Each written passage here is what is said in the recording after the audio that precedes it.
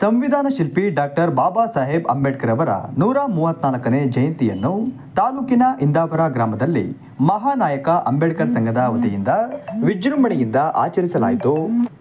ಸಾಧನೆ ಮತ್ತು ಸಮಾಜಕ್ಕೆ ಅಪಾರ ಪ್ರೇರಣೆಯಾಗಿದೆ.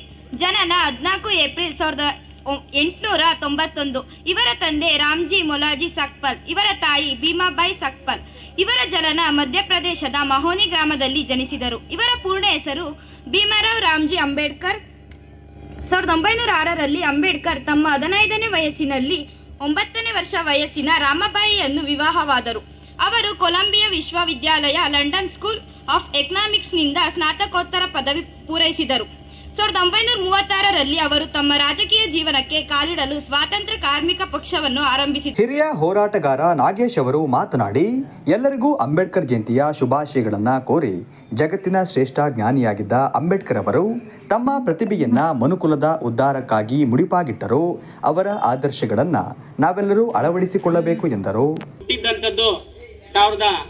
1891ರಲ್ಲಿ ಅಂತ.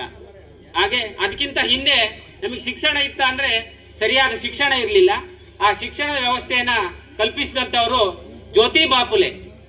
ನಾವು ಶಾಲೆಯಲ್ಲಿ ಓದ್ತಿರ್ಬೇಕಾದ್ರೆ ಪೂಜೆಯನ್ನು ಯಾರು ಪೂಜೆ ಮಾಡ್ತಿದ್ವಪ್ಪ ಅಂತಂದ್ರೆ ಸರಸ್ವತಿಯ ಪೂಜೆಯನ್ನೇ ಮಾಡ್ತಿದ್ದು.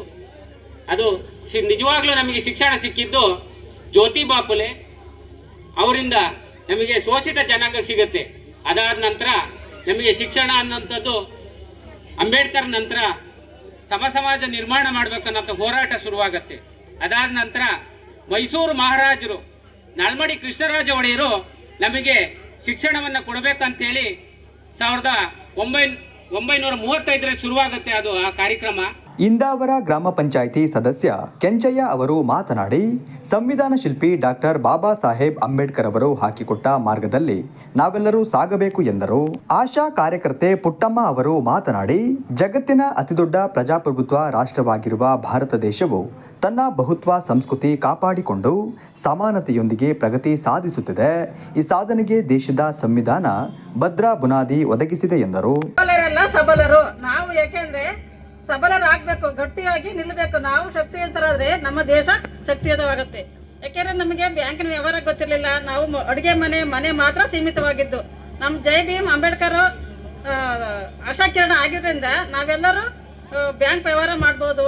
ಎಲ್ಲದನ್ನು ನಾವು ಹೊರಗಡೆ ಬಂದು ಪ್ರಪಂಚದ ವಾತಾವರಣ ಸ್ವಲ್ಪ ತಿಳ್ಕೊಂಡಿದ್ವಿ. ಅದೇ ತರ ನಮ್ಮ ಸ್ತ್ರೀಶಕ್ತಿ ಸಂಘ, ನಮ್ಮ ಶ್ರೀಮತಿ ಮೋಟಮ್ನವ್ರು ಮಾಡಿದರೆ ಹೆಣ್ಮಕ್ಳಿಗಾಗಿ ಸ್ತ್ರೀಶಕ್ತಿ ಸಂಘ, ಸ್ವಸಹಾಯ ಸಂಘಗಳು ಎಲ್ಲದೂ ಸಹ ಒಗ್ಗೂಡಿಸಿ ಎಲ್ಲರೂ ಕೈಕಸಬನ್ನ ಕಲೀರಿ. ಯಾಕೆಂದ್ರೆ ಮಹಿಳೆಯರಿಗೆ ತುಂಬಾ ಅವಕಾಶಗಳಿದೆ. ಟೈಲರಿಂಗ್ ಇದೆ, ಬುಟ್ಟಿ ಎಳೆಯೋದಿದೆ, ಹಪ್ಪಳ ಮಾಡೋದಿದೆ. ಇವೆಲ್ಲ ಅವಕಾಶಗಳನ್ನ ಉಪಯೋಗಿಸ್ಕೊಳ್ಳಿ. ಮಹಾನಾಯಕ ಅಂಬೇಡ್ಕರ್ ಸಂಘದ ಉಪಾಧ್ಯಕ್ಷ ಲಬಿತ್ ಅವರು ಮಾತನಾಡಿ, ಕಾರ್ಯಕ್ರಮದ ಯಶಸ್ವಿಗೆ ಸಹಕರಿಸಿದ ಪ್ರತಿಯೊಬ್ಬರಿಗೂ ತುಂಬು ಹೃದಯದ ಧನ್ಯವಾದಗಳನ್ನು ಸಲ್ಲಿಸಿದರು. ಮೊದಲಿಗೆ ಕೆಂಚಯ್ಯನವರು ಗ್ರಾಮ ಪಂಚಾಯಿತಿ ಸದಸ್ಯರು ಹಾಗೂ ನಮ್ಮ ಕಾರ್ಯಕ್ರಮಕ್ಕೆ ಆಗಮಿಸಿ ಕಾರ್ಯಕ್ರಮದ ಯಶಸ್ಸಿಗಾಗಿ ಕಾರಣರಾಗಿದ್ದಾರೆ. ಇವರಿಗೆ ವಂದನೆಯನ್ನು ಕೋರುತ್ತೇನೆ. ಶ್ರೀಯುತ ನಾಗೇಶ್ ರವರು ಹಿರಿಯ ಹೋರಾಟಗಾರರು ಹಾಗೂ ಇವರು ಕೂಡ ಕಾರ್ಯಕ್ರಮದ ಯಶಸ್ಸಿಗಾಗಿ ಕಾರಣರಾಗಿದ್ದಾರೆ. ಇವರಿಗೂ ಕೂಡ ವಂದನೆಯನ್ನು ಕೋರುತ್ತೇನೆ.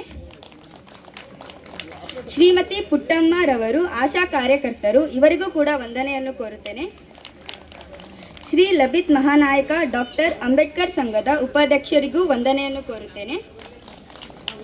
ಹಾಗೂ ಈ ಕಾರ್ಯಕ್ರಮದ ಯಶಸ್ಸಿಗೆ ಕಾರಣರಾದ ಇಂದಾವರದ ಗ್ರಾಮಸ್ಥರಿಗೂ ಅನಂತ ಧನ್ಯವಾದಗಳನ್ನು ಕೋರುತ್ತಾ ನನ್ನ ವಂದನಾರ್ಪಣೆಯನ್ನು ಮುಗಿಸುತ್ತಿದ್ದೇನೆ. ಜೈ ಭೀಮ್.